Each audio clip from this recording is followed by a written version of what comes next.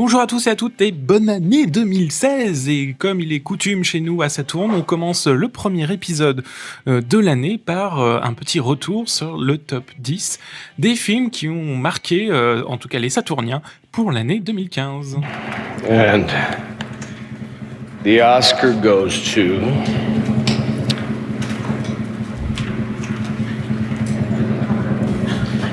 Rebonjour à tous et bienvenue dans ce nouvel épisode de Saturne, la planète cinéma. Et comme je vous le disais, effectivement, nous allons revenir sur les films qui ont marqué l'année 2015 avec le classement des Saturniens, le fameux top 10 des films que Saturne vous recommande. Et voilà, j'ai demandé à mes différents chroniqueurs et chroniqueuses de me dire quels étaient les 10 films qu'ils aimaient durant cette année 2015. Ils m'ont tous envoyé individuellement, donc ils ne savent pas ce qu'a mis le petit copain ou la petite copine d'en face ou d'à côté.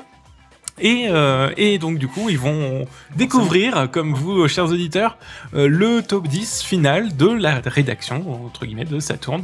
Petite précision, Perrine qui n'est pas avec nous ce soir, qu'on embrasse bien fort, on lui souhaite aussi une bonne année, par la même occasion n'a pas participé à l'élaboration de ce top 10 suite à c'est son avis, elle avait plutôt envie de... Un manque de films vus aussi durant l'année. Exactement, puisqu'elle n'était pas en France durant une bonne partie de l'année 2015, donc plutôt que de mettre un top 5 qui aurait favorisé plus de films et moins d'autres, enfin bref voilà. On reste avec l'équipe, j'ai envie de dire un peu traditionnelle, les vieux routiers de Saturne qui sont avec moi ce soir autour du micro. On commence par les demoiselles. Ah non, on commence par Paul, puisque aujourd'hui c'est un Paul. Aujourd'hui c'est un Paul. C'est le Paul Day. C'est le Paul Day. Par le top 10 et Happy Birthday to you. L'anniversaire de Paul. Bonjour Paul, bonne année et bon anniversaire. Merci. Voilà, on enregistre en ce début d'année et voilà, ça. Il y a deux événements en fait dans l'année. C'est le top 10, de l'année et puis Paul. Âge à peine l'année commencée. C'est ça.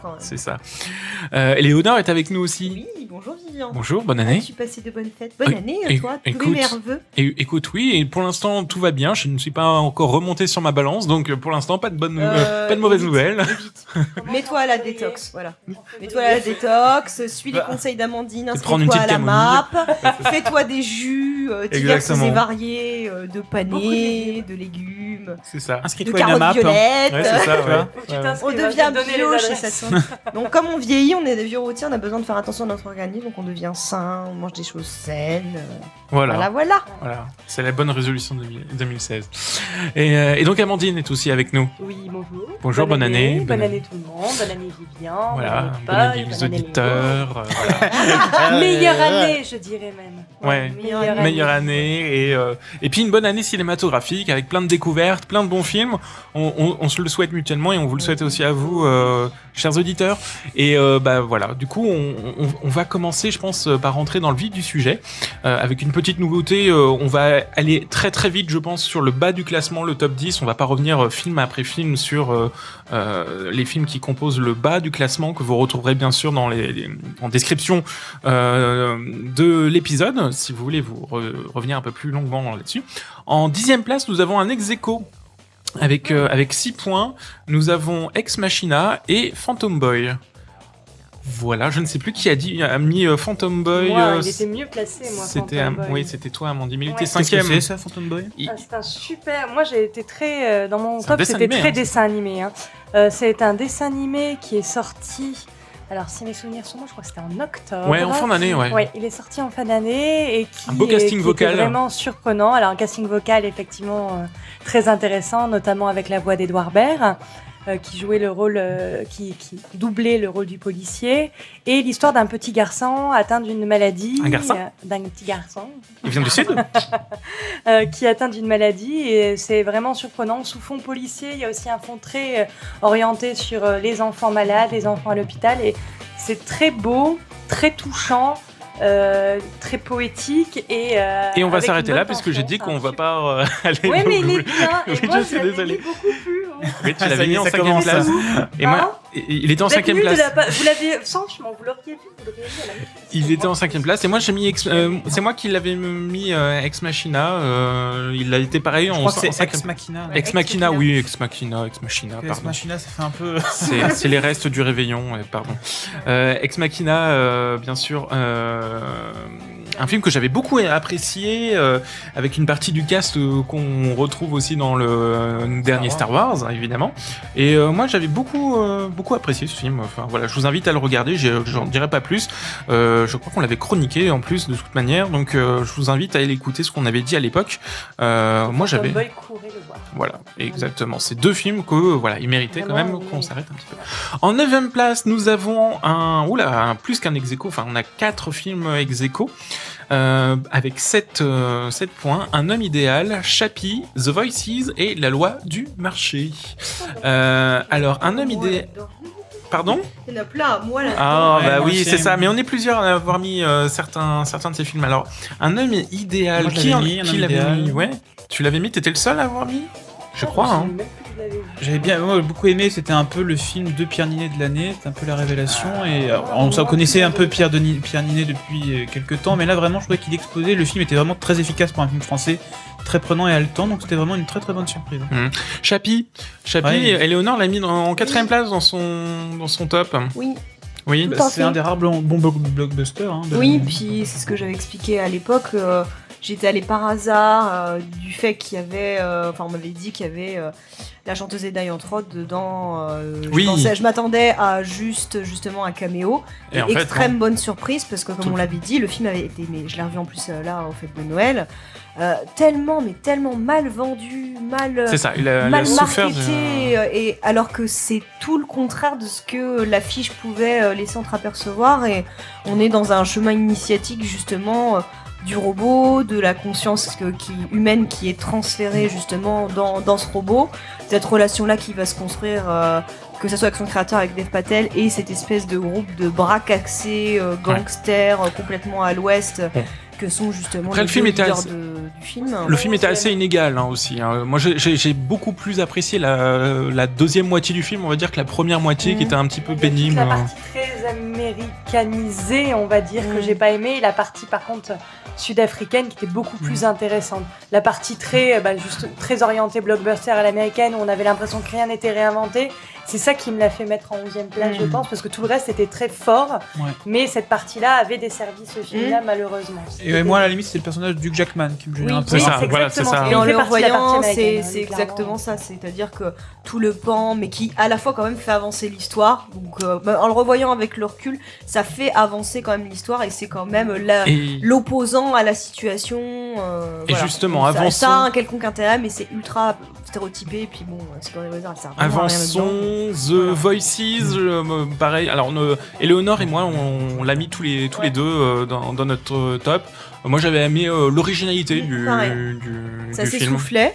Oui. Je trouvais quand même que Sans doute. pouvait pas être placé plus haut parce que ça s'essoufflait particulièrement. Mais ce mélange de comédie musicale, horreur, comédie, etc. Qui, à mon sens, faisait pas spécialement aussi de compromis. Il dénote par rapport à l'année 2015. Par le dos de la cuillère dans certaines scènes de meurtre qui n'étaient pas non plus du gore à pas regarder, mais c'était quand même, ça y allait. La loi du marché qui complète donc du coup la 9e place. Vous êtes 2, voilà, aussi à l'avoir mis, respectivement pour Paul et Amandine en 7e et 8e place de vos classements. C'est un film, c'est peut-être le film français qui a vraiment bien marché et bien. Puis cruellement d'actualité. Et exactement. Peut-être d'ailleurs pour ça, il y a beaucoup de gens qui n'ont pas voulu le voir parce que on a besoin un peu de divertissement. Et je sais qu'il y a des gens, je le conseillais vivement, et qui n'y allaient pas parce qu'effectivement ils allaient dire encore le chômage, encore ceci. Et effectivement, il faut avoir un certain entre guillemets courage pour aller voir ça. Faut être prêt, un certain recul. Mais ou alors déjà pas aller bien. Comme ça, en fait, ça va. Peut-être, effectivement, oui. Sinon, c'est vrai que moi, c'est pour la prestation. Et quelle interprétation. Oui, bien sûr. Que j'ai trouvé absolument génial. De toute façon, dans mon top, là, il y a 2 films, dont un, je pense je citerai à la fin, mais dont j'ai mis le film pour les interprétations, les prestations d'acteurs qui sont absolument magnifiques. Donc voilà, je récapitule. Pour cette 9e place, nous avons ex-aequo Un homme idéal, Chappie, The Voices et Loi du marché. Il nous reste encore pas mal de films à dérouler. Dans ce top 10, on passe directement à la 8e place avec The Lobster, It Follows, Mon Roi et Youth. Voilà, les 4 films qui composent cette 8e place. It Follows quand même. Alors, on peut commencer par It Follows, si tu veux, J'ai Paul. failli, hein. Mais voilà. Il fallait bien faire un choix. Et Paul, du coup, je regarde, mais t'es bien le seul à l'avoir mis dans ton top, je crois. Non, Bah oui, non mais It Follows, je crois que c'est l'expérience de début d'année parce qu'il était sorti en début d'année et vraiment un film qui te fout les chocottes mais avec presque rien. Une mise en scène incroyable, une bande son aussi incroyable, des acteurs qui faisaient incroyablement le job. Et voilà, encore une fois, on peut trouver un sens, les métaphores, mais je crois que là n'était pas l'essentiel. Vraiment, c'est un film qui fonctionne, point barre, et c'était vraiment superbe. 3e place donc de ton top, Paul, de l'année 2015. On peut continuer par The Lobster. Alors moi, c'est moi qui l'ai mis pour le coup assez haut. Je l'ai mis aussi 3e de mon top. Et je le défends bec et ongle, ce film qui est une petite pépite, une petite trouvaille, un truc un petit peu. J'aime bien les films assez étranges et j'aime bien ce film qui raconte plein de choses autour qui dénonce pas mal de choses dans la société et les interprétations sont assez justes, la cinématographie, le montage, etc., les acteurs, les décors, etc., l'ambiance qui règne autour de ce film. Voilà, c'est vraiment un film que je vous recommande. Il n'est pas forcément très évident, pas forcément très grand public malgré le casting, mais je trouve que c'est un film qui mérite d'être vu et c'est pour ça que je portais haut dans mon classement. Et franchement, je l'ai mis à la 3e place aussi parce que je trouve que c'est le 3e meilleur film pour moi de l'année 2015, tout simplement. Mais c'est le palier des 3e places, alors. Pardon. Oui, c'est ça, oui, parce que ensuite nous avons Mon Roi et Éléonore l'avait mis en 3e place. Ah oui, c'est ça, c'est le palier des 3e places. C'est ça, oui. Oui.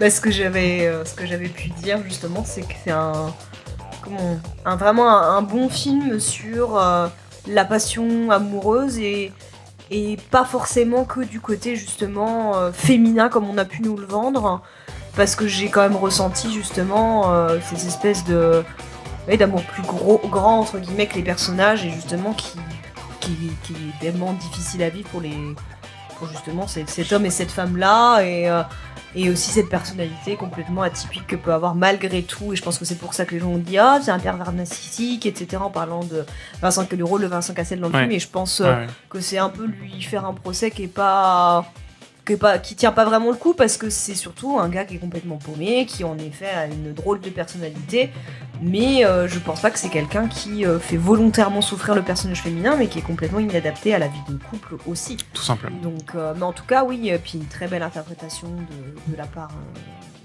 j'ai oublié son nom. L'actrice principale de... J'ai pas vu Mon Roi, donc j'ai un trou aussi, je t'avoue. Le Besco, non ? Oui. Isil de Besco. Non, c'est pas ça. Sœur. Ah mince. Ça y est. Mais j'ai un trou énorme. Mais oui, Amandine, arrête. C'est pas malin.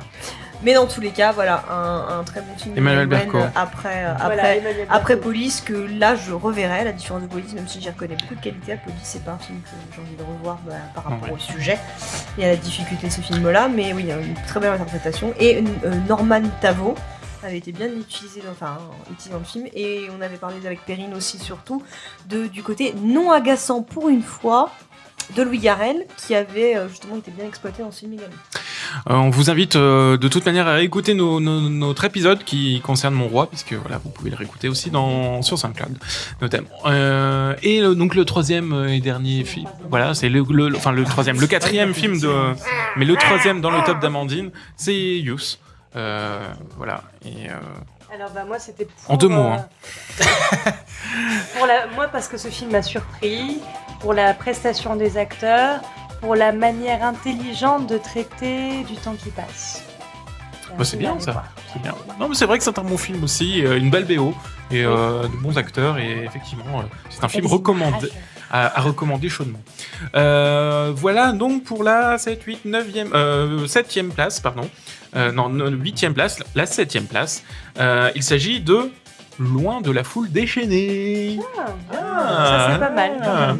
Loin de la foule déchaînée, Éléonore l'a mis dans son top, Amandine aussi l'a mis dans son top, et Paul aussi l'a mis dans son top. Oh là, dis donc. Champagne. 3 films. J'ai même pas vu en salle en plus. Qui veut en parler rapidement? avion, Qui veut en parler rapidement? Winterberg, c'est quand même un sacré cinéaste qui avait déjà réalisé La Chasse, qui était un super film. Je trouve que oui, c'est d'autant plus. Enfin, je le trouve superbe comme film. Et là, du coup, il a changé de sujet. Un film historique, un film d'époque. Mais quel film avec des acteurs au diapason. Et surtout, moi, à la limite, ce qui m'a le plus marqué. Et c'est dommage que du coup, Léo, tu l'aies pas vu au cinéma parce que c'est la beauté graphique. Il y a des scènes où on dirait des tableaux. Elle a un grand écran chez On dirait des tableaux. Oui, j'ai un grand écran chez moi et t'inquiète pas. Même si je l'ai découvert dans l'avion, en l'occurrence, c'était pas dans l'avion que je l'ai découvert.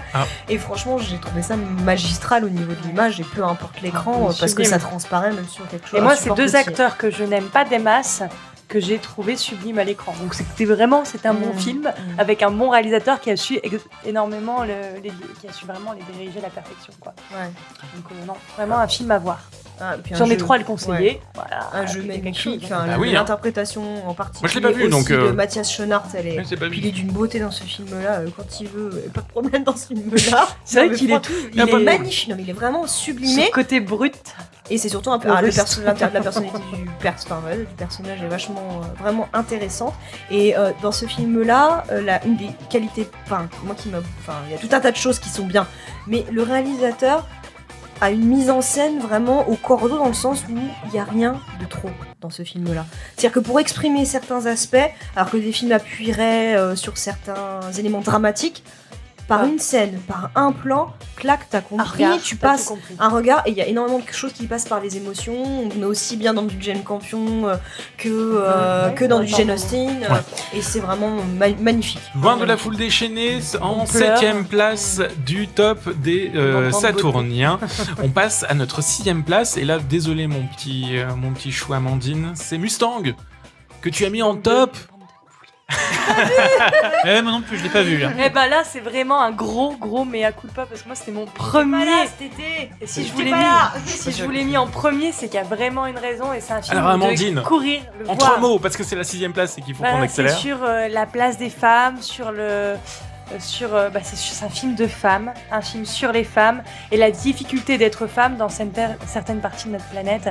Et c'est vraiment un film de sœurs, un film qui est touchant, un film qui est troublant, un film qui est par moments qui nous tire, qui nous poignarde, c'est un film qui est fort en fait, un film qui m'a complètement chamboulé quand je l'ai vu, un film qui est beau, un film qui est juste, donc voilà. Un film à voir. Un film de 2015, donc qui est à la 6ème place du top 10 des Saturniens. Voilà, Mustang, un film à voir. Et nous rentrons enfin, j'ai envie de dire, sur les 5 premiers, le haut du classement, les 5 premiers films. Alors, il y a un ex-aequo sur cette 5ème place, mais ce qui ne sera plus le cas après.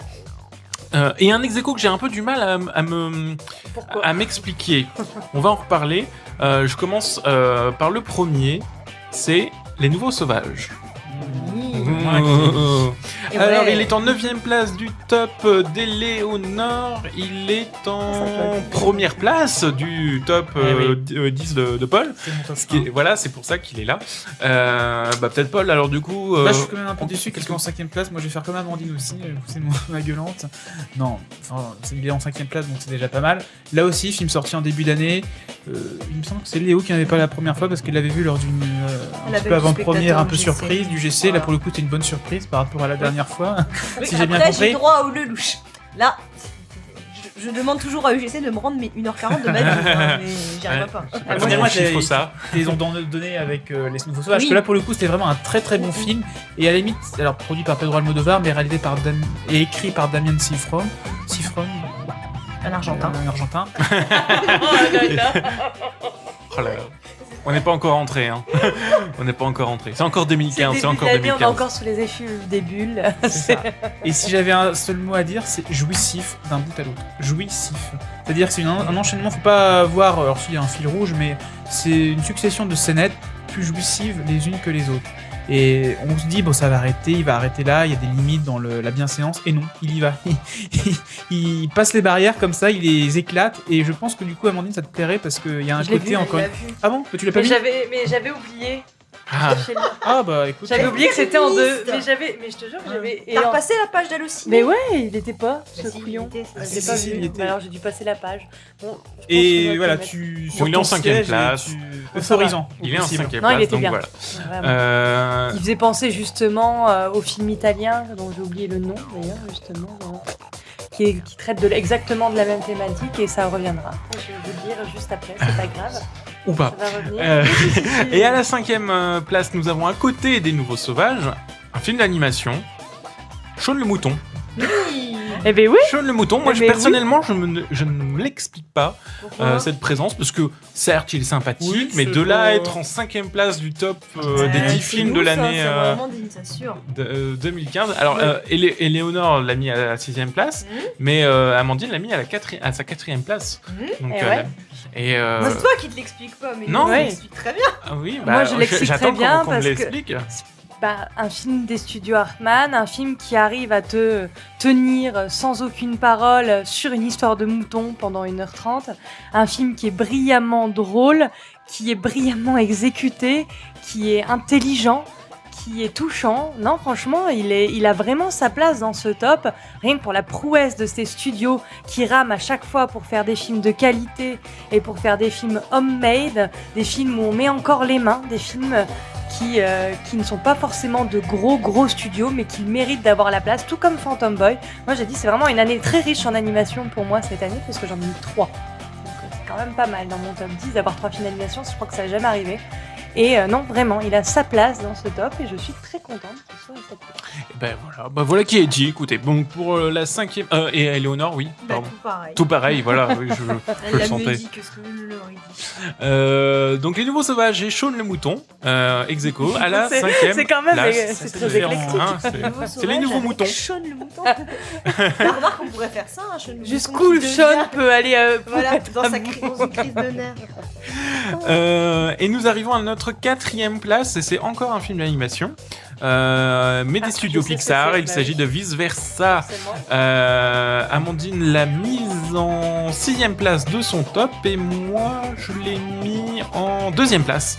En 2ème place, parce que j'étais généreux, et pour moi c'est vraiment le film pour moi d'animation de l'année, parce qu'il y a de l'émotion, parce que il y a des personnages, parce qu'il y a de l'humour, parce qu'il y a de l'amour aussi, parce qu'il y a de la créativité, il y a énormément de créativité, et en même temps ça dit quelque chose sur l'âme humaine, sur comment le cœur et le cerveau d'une petite fille de 11 ans, si je ne m'abuse, ou 10 ou 11 ans de mémoire, peut vivre cette période un peu difficile, entre guillemets, hein, le début de l'adolescence, etc.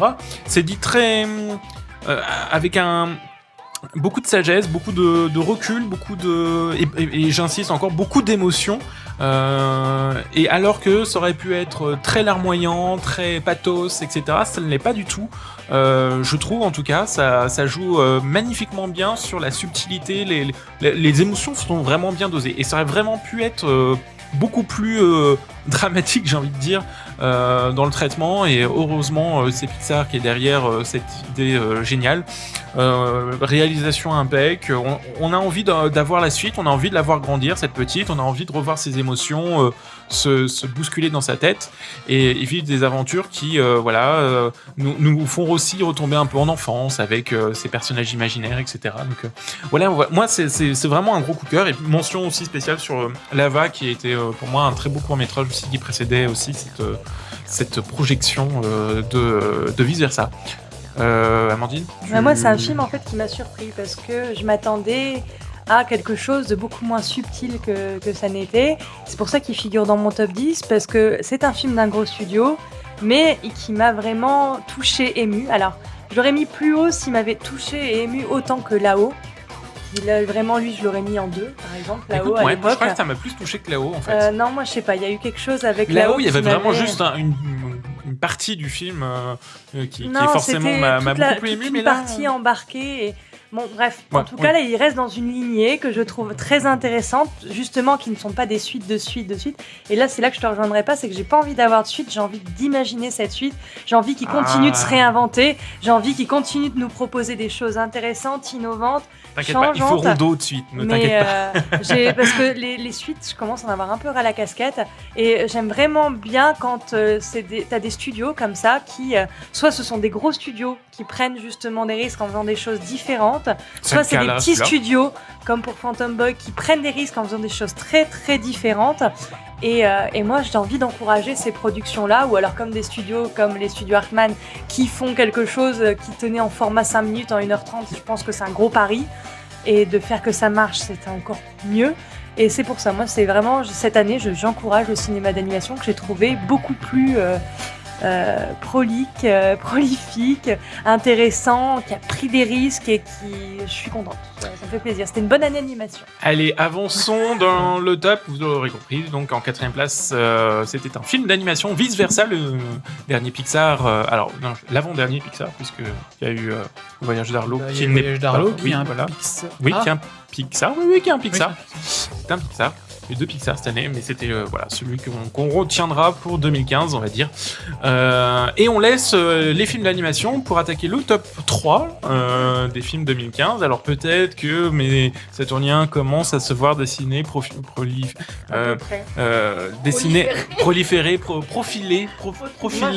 Et en fait, mon roi, c'est Emmanuel Berco. Oui, mais on l'avait dit tout à l'heure. Bonjour, alors bienvenue en 2016, Éléonore. Oui, d'ailleurs, je crois que j'ai dit qu'on était en 2015, donc on est vraiment à l'ouest aujourd'hui, c'est pas grave. Allez, on attaque le top 3, et ça tombe bien, en 3e place, nous avons Nous 3 ou Rien. Nous 3 ou Rien en 3e place, c'est les choses faites. Donc voilà. C'est pas mal. Donc qui est, je peux déjà vous le dire sans trop spoiler du coup, le premier film français et la comédie de l'année. Et la comédie de l'année, oui, non, mais j'essaie de pas trop en dire. Alors Éléonore l'a mis en 2e place, Amandine ne l'a pas mise. Et c'est toi aussi, Paul, qui l'avais mis. Toi aussi tu l'as mis. Moi je l'ai pas mis, moi. Tu l'as pas vu ? Je l'ai pas vu, non, je l'ai pas vu. Tu l'as mis en 5e place, Paul. Et oui, non, mais je suis sûr que c'est un très bon film. J'ai mis d'autres comédies françaises, mais pas celle-là, parce que je l'avais pas vue. Du coup, Éléonore, vu que tu l'as mis en... Moi, je ferai mon excuse et je ferai mes devoirs toi aussi. Éléonore, du coup, en 2e place, Nous 3 Rien, vous m'aviez vraiment donné énormément envie d'y aller. Les affiches avaient éveillé ma curiosité, enfin que ça soit les trois, enfin Kairon, les Labetki, puis les espèces de portraits en filigrane qu'il pouvait y avoir aussi bien avec Gérard Damon, Zabou, Alexandre Astier, donc forcément tout de suite ça éveille la curiosité quand tu vois Astier quelque part. Et vous m'aviez vraiment conquise quand vous en aviez parlé, quand Paul et Perrine en avaient parlé. Ouais, absolument. Ouais. Et ce qui m'a excessivement plu dans ce film, c'est que pour moi j'ai vraiment du mal à dire c'est une comédie, etc. Parce que pour moi c'est pas une comédie en l'occurrence, parce que c'est tout un tas de choses en fait. C'est pas non plus quelque chose de dramatique, mais Kairon vraiment a proposé un hommage à ses parents, un hommage au destin de ses parents, à son père qui était et sa mère aussi engagés politiquement en résistance contre le Shah d'Iran, et ça parle vraiment de choses engagées, mais de belle façon. Le film est bien dosé, j'ai trouvé, justement, que ça soit toute la partie qui peut se passer en Iran et la partie qui se passe également en France quand ils sont arrivés justement après avoir fui ce régime, et ce mélange, cette construction, la manière dont ils réalisent ça sur une espèce de fil de temps à autre, parce que oui, on est dans quelque chose qui va vers la vie, donc qui est drôle, on relativise, on vit ensemble, on partage, etc. Et oui, comme tu dis, c'est plus de l'ordre du feel-good movie en l'occurrence, parce que voilà, en plus, il s'est fait que quelques semaines plus tard, il s'est passé, quelques semaines auparavant, il s'était passé ce qui s'était passé. Donc on parle justement du vivre ensemble, de ce qu'on peut échanger les uns avec les autres, et tout ça, mais sans tomber dans une espèce de facilité stéréotypée du tout le monde il est beau, tout le monde il est gentil, etc. Ouais. C'est des propositions qu'ont fait ses parents, qui se sont engagés dans le milieu associatif, particulièrement quand ils sont arrivés en France. Et c'est un magnifique portrait d'amour d'une famille Et c'était ça la belle surprise justement de ce film qui finalement est pour moi un peu atypique d'une certaine manière parce qu'on n'est pas dans de la grosse comédie qu'il peut y avoir comme les espèces de merde qui va sortir cette année par exemple. Paul, oui, on est plus dans j'aurais dû dire comédie dramatique parce que du coup c'est un peu plus vrai, mais effectivement on est plus dans un feel good movie, une comédie dramatique. Ça m'a d'autant plus que moi je m'attendais pas à grand chose de ce film là. Alors souvent on dit ça, mais là pour le coup j'attendais absolument rien de ce film là. J'ai vu les affiches aussi, bon ça me disait pas plus que ça. Ouais. Et effectivement j'ai été cueilli quoi, parce qu'effectivement il y a un mélange d'humour, de drame. On sent en plus que c'est pour ça que le film est aussi touchant, que il y a du vrai quoi. On sent qu'effectivement c'est autobiographique. J'ai aimé aussi cette façon parce que souvent les comédies dramatiques en France c'est un peu la relation de couple, les liens familiaux. Là il y a aussi une dimension politique qui généralement est complètement absente des comédies dramatiques françaises. Donc du coup ce mixte là m'a beaucoup plu. Je trouve qu'à la fin, c'est la seule petite bémol, qu'à la fin, on tombe un petit peu quand même dans tout le monde il est beau, il est gentil. À la toute fin, mais bon, après voilà, ça fait partie d'un film good movie. Pour se terminer sur notre positive. Il y a un dosage qui, même si à la fin peut-être est un petit peu trop, est quand même bien équilibré. On est effectivement, comme tu dis, sur un fil et ça marche. On vous recommande d'aller écouter justement l'avis de Paul et de Perrine dans un précédent épisode de Saturne. Vous pouvez l'écouter sur SoundCloud pour avoir un avis plus détaillé sur ce film. Voilà pour la 3e place. Nous 3 ou rien, on passe à la 2e place, le top du top 10 des films 2015 recommandés par Saturne et les Saturniens. Il s'agit de Sicario. Ah putain, c'est mon 2e. Sicario. Alors qui l'a mis? Alors donc tu l'as mis en 2e place, Amandine, et je crois que c'est moi qui l'ai mis aussi en 4e place. Donc du coup il est assez haut. Voilà, mécaniquement il est assez haut. Vu que tu l'as mis en 2e place, je te laisse la parole en première. Moi, ça faisait longtemps que j'attendais un film qui parle aussi bien du milieu de la drogue, des cartels mexicains. Ça se passe dans cette zone de non-droit qu'on a entre les États-Unis et le Mexique. Et on est dans la même posture que le personnage principal qui ne sait pas ce qu'il attend, qui ne sait pas ce qu'il va voir. Et on est complètement malmené par ce réalisateur que moi je trouve absolument exceptionnel. Et plus je vois ses films, plus ça confirme que c'est un super réalisateur.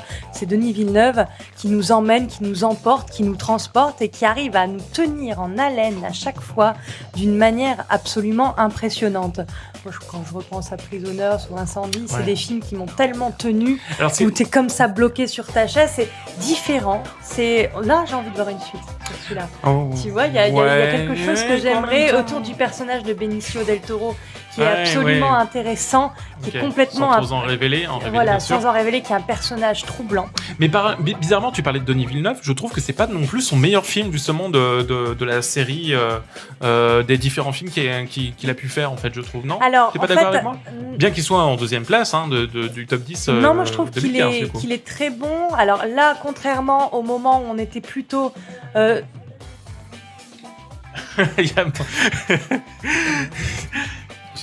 Donc sur la plupart des films, en fait, on se retrouve avec beaucoup de tension, beaucoup de suspense.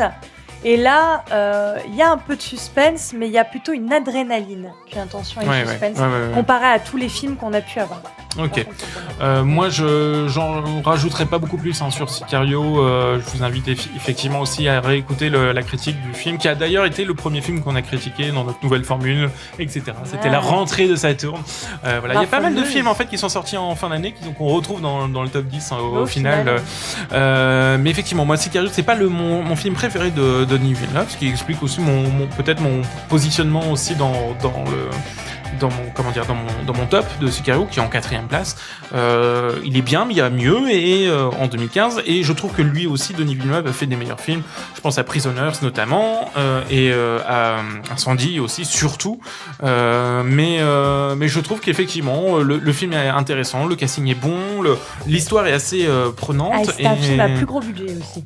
Oui, mais alors c'est peut-être là justement le truc, c'est que... En même temps, à un moment, je me suis dit, c'est beaucoup plus de budget. Il y a de l'ambition, et après, je me suis dit, etc. est-ce que c'est vraiment beaucoup plus de budget que les autres ? Parce que c'est quand même, ça reste quand même des films indés, et les films indés américains, c'est sûr que c'est pas les films indés français.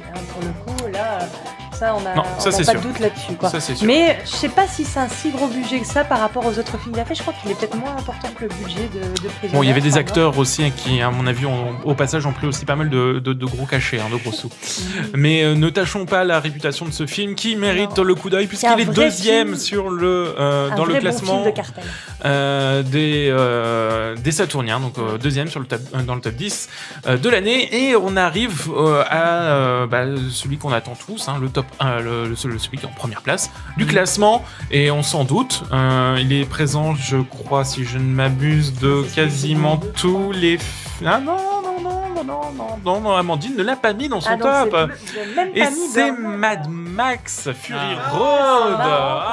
Quand même. Quand même. Ouais, quand même. Oh là là. J'ai peur que ça soit que Star Wars. Mais oui, je me suis dit. Moi, je me suis dit, mais non. Ah mais non. En bas, Mais Star Wars, c'était la seule à l'avoir mise d'ailleurs. Non, mais moi, j'avais mis quand même en dernier film parce que ça fait partie des trucs. Ouais. J'aurais cru. Ah oui, Mad Max, je suis en train de me dire, merde, j'avais mis haut quand même. Mad Max, moi aussi, Donc je vous ai surpris avec mon film. On respire. Et ben non, c'est largement en tête, puisqu'il totalise un total de 29 points. Sicario était à 16 points pour info. Oui, effectivement. Donc puisqu'il est présent dans 3 tops, Mad Max est très haut placé à chaque fois alors il est en première place chez Eleonore, il est en première place aussi chez moi, et Paul, tu l'as mis en deuxième place, donc ce qui explique aussi qu'il a ce nombre de points. Donc Mad Max Fury Road, c'est quand même le film qui a marqué 2015 d'un point de vue ambition, d'un point de vue ambition dans tous les sens du thème. Je pense visuel, scénaristique. Effets spéciaux, en termes d'effets spéciaux aussi. Enfin voilà, c'est vraiment un film qui réunit tout ce qu'on peut faire de mieux d'un point de vue des différents corps de métier du cinéma, je trouve, moi personnellement. Ouais, et puis en termes de blockbuster, de suites, parce qu'on en a mangé cette année des suites, entre les reboots, les suites, Jurassic World, Terminator, Star Wars. Lui, c'est qu'on sait là, pas pour trop le coup, Mad Max, non on sait pas trop le situer, mais on peut dire que c'est un reboot. Oui. Moi, je le considère comme. Enfin, j'ai pas vu les yeux verts. Non, Mad c'est Max. pas du reboot du tout. C'est pas un reboot. C'est absolument pas un reboot. C'est de nouveaux acteurs. Voilà, oui, d'accord, puis, ils incluent des flashbacks, mais j'ai quand même l'impression que. Ouais, mais reboot, t'es dans quelque chose qui est de l'ordre. J'ai envie de dire, on repart de. Tu refais l'histoire. Enfin, là, c'est pas du tout le cheminement. Non, mais c'est pas tout le cheminement du premier. Mais tu vois, il y a pas du tout de flashback des vieux Mad Max inclus dans le nouveau. Oui, ils sont refaits. Et... Non, c'est le personnage qui. Finalement, Mad Max, c'est pas vraiment. Enfin, il a voulu, oui. Le personnage de Tom Hardy n'a rien à voir avec celui de Mel Gibson. Il n'y a aucun lien de parenté, ni aucun.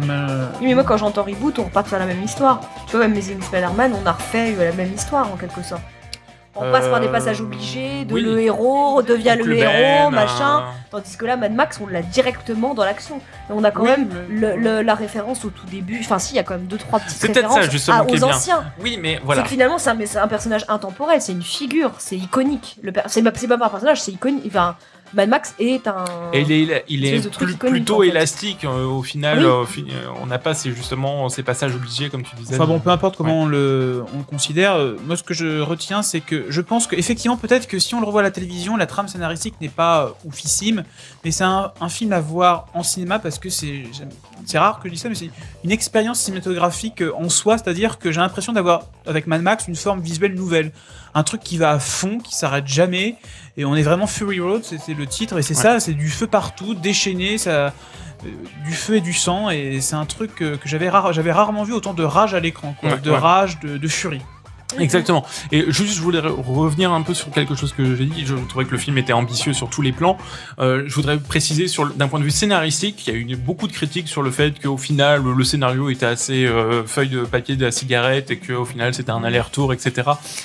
Je trouve que le film quand même est plus complexe qu'une simple course-poursuite dans le désert et on sent que ça baigne de toute manière dans un univers beaucoup plus large et au final c'est pas plus mal que l'histoire soit recentrée sur un petit groupe de personnages et que qu'ils aillent dans une direction puis après mais moi je trouve que le film vraiment mérite vraiment sa toute première place. Je pense qu'Éléonore aussi est d'accord avec moi de toute manière puisque oui complètement.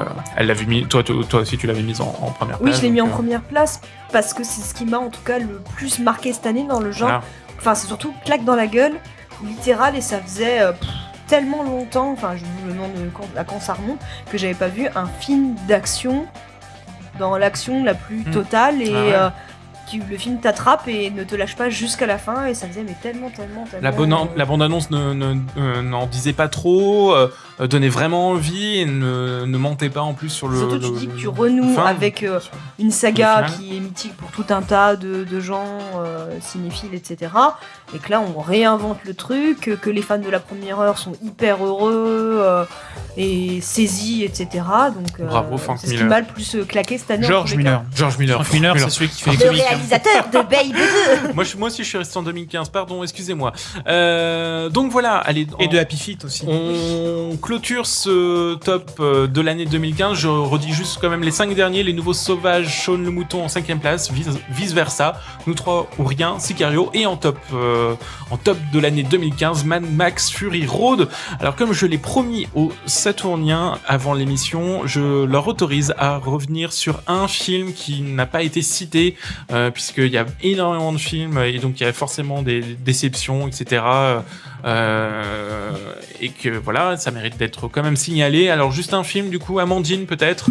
Moi c'est celui que personne n'a vu non plus, c'est l'Hermine que j'ai été voir et qui m'a vraiment plu dans la justesse et la performance de Lucchini, qui d'ailleurs a eu une récompense à la Mostra de Venise pour ce film-là, qui traite en fait des affaires en tribunal, notamment les affaires criminelles, avec le jury des jurés en fait, tout simplement, et comment on décortique un peu toute cette ambiance, cette atmosphère sur un personnage totalement acariâtre, et pas en fait du anti-Lucchini, un petit peu de ce qu'on peut voir d'habitude. Oui, donc pas dans l'excès, etc. Pas dans l'excès, quelqu'un de très froid, quelqu'un de très distant, quelqu'un qu'on n'a pas du tout envie de s'y frotter, on n'a pas du tout envie de le connaître, pas quelqu'un d'expansif, et donc quelqu'un de détesté aussi.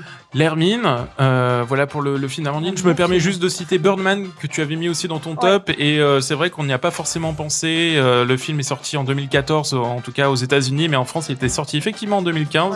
Voilà, aussi un bon film, il est en 7e place, je me permets juste de le signaler. En termes de mise en scène, qui est très intéressant, et en termes de prestations. Juste de le signaler. Désolé. Éléonore, si t'avais un film que t'avais mis dans ton top et qu'on n'a pas parlé, que t'aimerais parler, ça va parce que tout a à peu près été cité, sauf une merveilleuse histoire du temps que je tenais à signaler, et plus particulièrement pour la performance qui a conduit à un Oscar pour... Effectivement.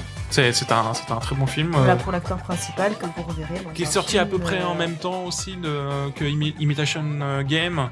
Et que voilà, pour moi, j'avais préféré. Enfin, j'ai aimé Imitation Game par rapport à l'histoire, mais j'avais plus de critiques à faire.